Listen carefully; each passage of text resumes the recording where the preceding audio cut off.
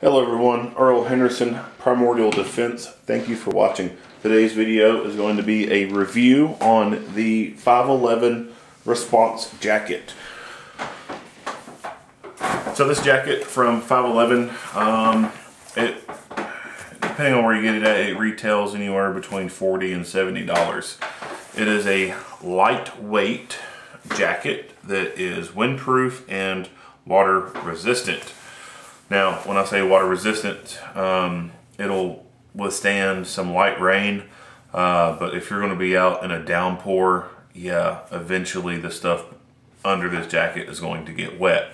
But just going from the car to the house to office, building, whatever, and back and forth in a light rain, it's going to keep your clothing underneath dry. The outer material is a polyester microfiber material, and the inside of it is nylon. The wrists are elastic, and the waist on the sides is elastic.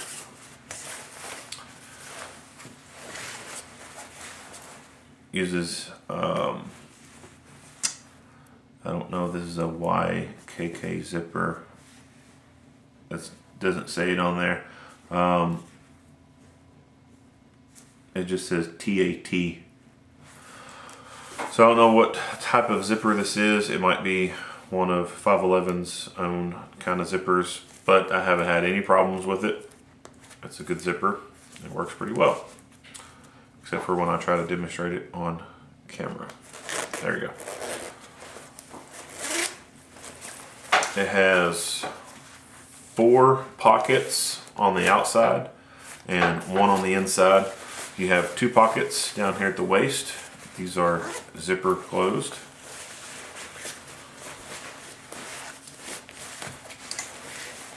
Throw it over here. You have 2 chest pockets. These are the tactical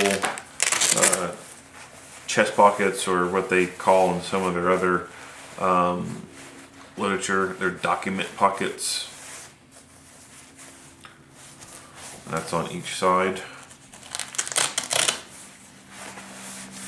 On the inside is 1 pocket that at the top is Velcro closed.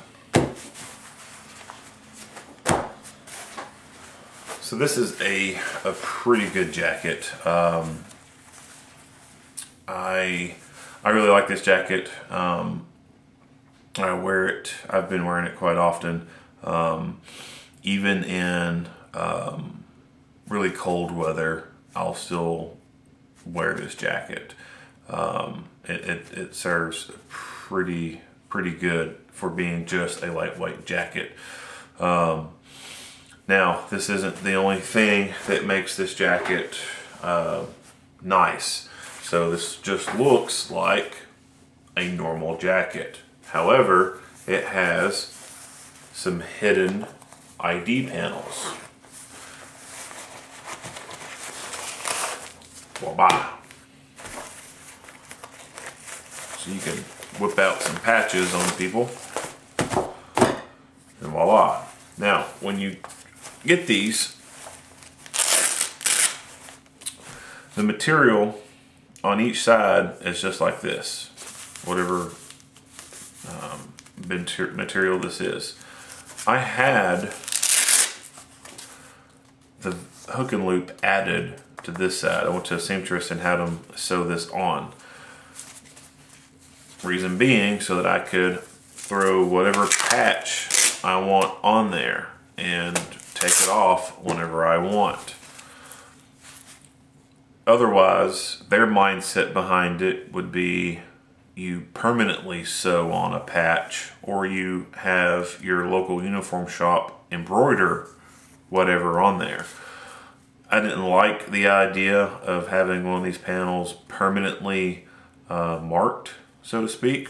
So I had the hook and loop added to one side. That way, as I said, I can throw on any patch that I want. And these attach via Velcro to the back. Of course, this already comes with the Velcro on there. I just added extra hook and loop to one side of the panel so that I can just throw whatever I want on there. When you don't want to be marked up, you just slide the panel back in its little enclosure and zip it closed. And people are none the wiser. So at the beginning of this video, you probably couldn't even tell that there was anything underneath this jacket.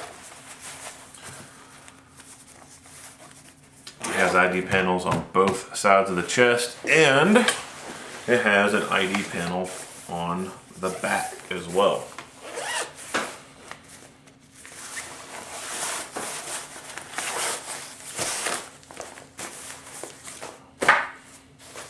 Again, I had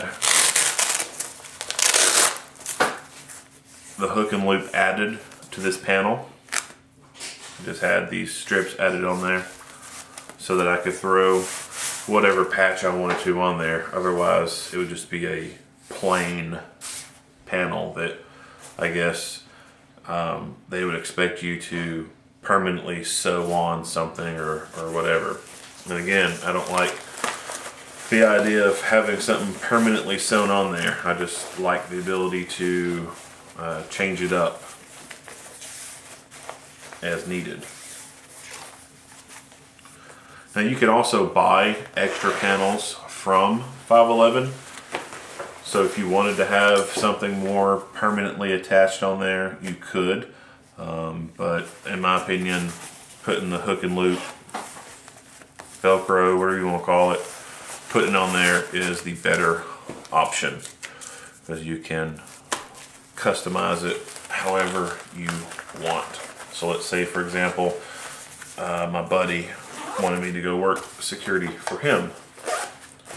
All I need to do is rip this badge off, take his badge, slap it on there, and now I got his identification on there versus something that's permanently on there and would be a conflict of interest. Getting these two front ID panels out is not a problem while you're wearing the jacket. Trying to get the back panel out while you are wearing it is not impossible. It's doable, but it just takes a couple extra seconds. Of course, it's easier to pull it out when it's not being worn on you.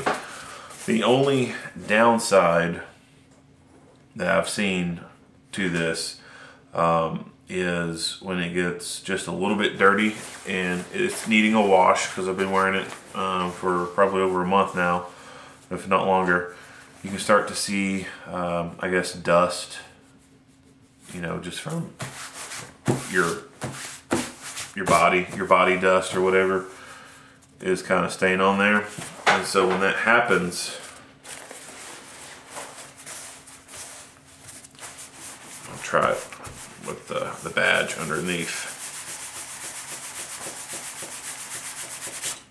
And so when it might be really hard to tell with the contrast in the camera, but you can see the imprint. Let's see if I can try it better like this. When it gets dirty, you can see the outline of the patch underneath. And so there's been a couple times where people have noticed that. And the quick and easy fix to this is go wash the jacket, get it clean, and you don't have to worry about the printing or the etching on there, I guess you could say. The only other time it would print would be when I have the jacket zipped all the way up, and I might have, say for example, like something else underneath it. Then just the pressure of the fabric, like the pressure from the backside pushing out and the fabric stretching across the front of it, you can kind of see what's underneath. but most of the time not. The only time that you really see the imprint is when the jacket gets a little bit dirty and kind of has this body dust, grime, whatever, over the front of the jacket, and you start to see the outline of what's underneath. So this is a pretty good work jacket. You can wear it. I like wearing this even when I'm not working. It's a really good everyday jacket. It works for pretty much most temperature ranges. Now, of course, you get into freezing rain and everything like that. You're not going to want to be out for too long in this, but I have worn this in snowing weather. Granted, I was only going from the vehicle to the house of the vehicle, and then to the building, whatever, spending a short amount of time outside.